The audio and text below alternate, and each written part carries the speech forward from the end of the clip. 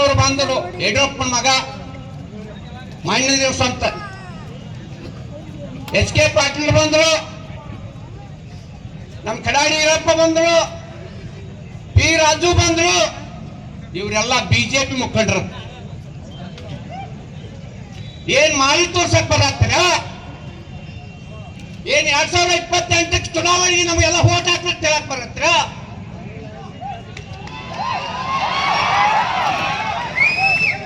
ನಾಚಿಕೆ ಆಗ್ಬೇಕು ನಿಮಗೆಲ್ಲ. ನಾನು 10ನೇಲಿ ಹೇಳಿದ್ದು, ಯರಗಟ್ಟಲ್ಲಿ ಹೇಳಿದ್ದು, ಗೋಕಾಕದಲ್ಲಿ ಹೇಳಿದ.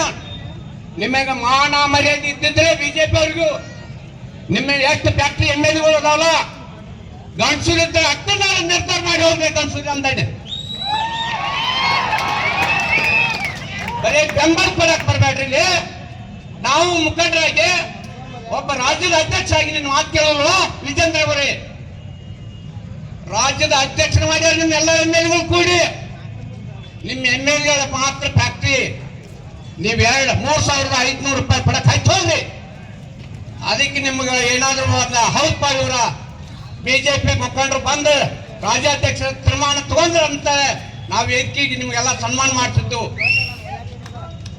ನೀವು ಎದಕ್ ಬಂದ್ರಪ್ಪ ಅಂತಂದ್ರೆ 2028 ಚುನಾವಣೆ ಬರ್ತೀನಿ 2 ವರ್ಷಕ್ಕೆ. ಅದಕ್ಕೆಲ್ಲ ನಮ್ಗೆಲ್ಲ ವೋಟ್ ಕೊಡ್ರಿ. ಕಾಂಗ್ರೆಸ್ ಏನ್ ಮಾಡುವರು ಅದನ್ನ ಹೇಳಕ್ ಬಂದ್ರಿ ಮಾತ್ರ.